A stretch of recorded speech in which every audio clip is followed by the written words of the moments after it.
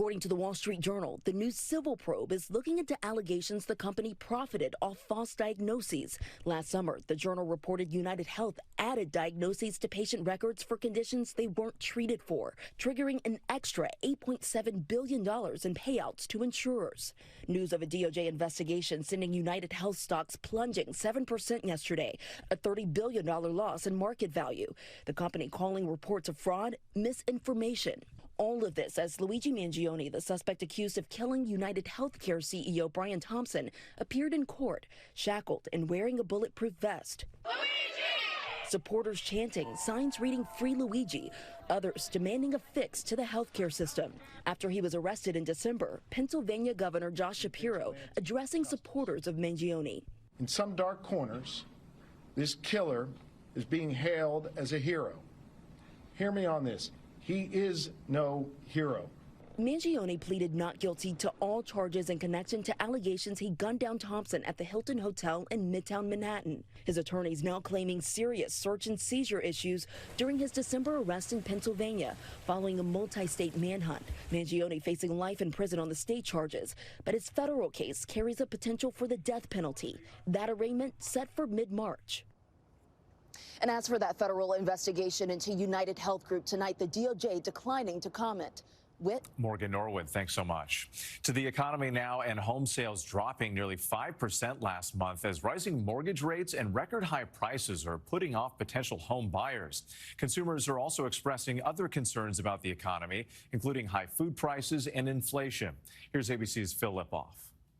Across the country tonight, stubborn mortgage rates and limited supply sending home sales on a sharp decline. According to the National Association of Realtors, sales of previously owned homes fell nearly 5%. The average home for sale in the last month spent 41 days on the market. That's the longest period since January of 2020.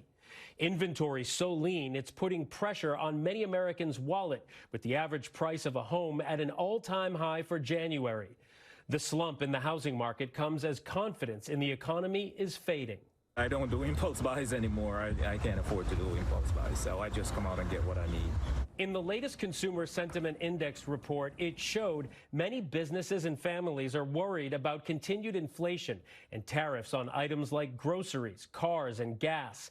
The report saying consumer sentiment dropped 10%, marking its second straight decline.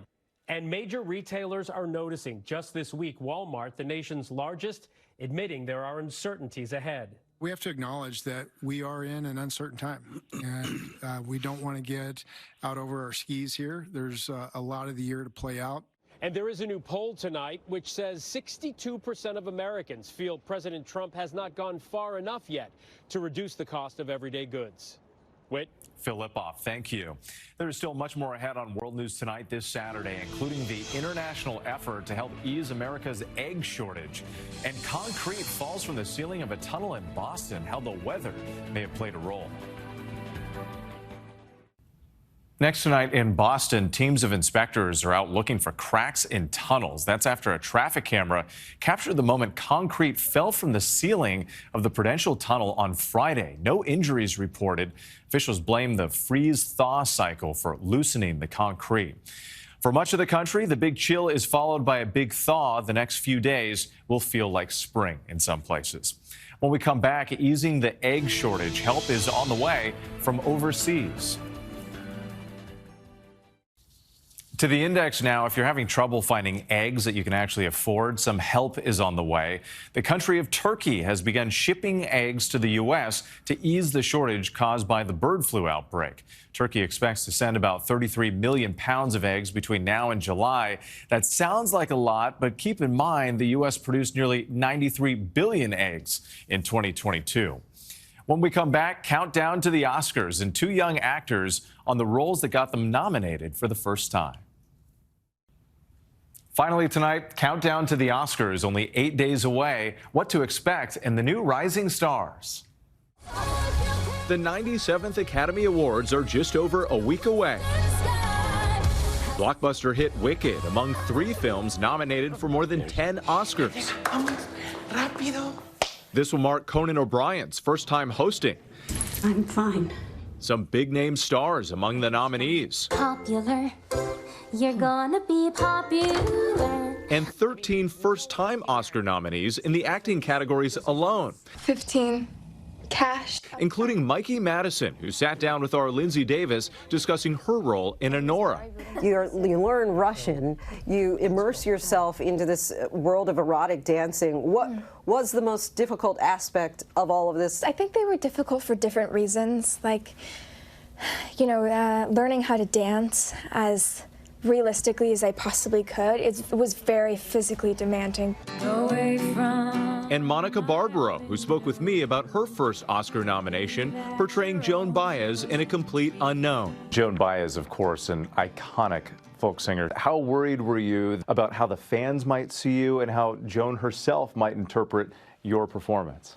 Oh, I was terrified. I wanted to do her justice. I also wanted to perfect her sound and make it as close as I possibly could to being her so that she was accurately represented.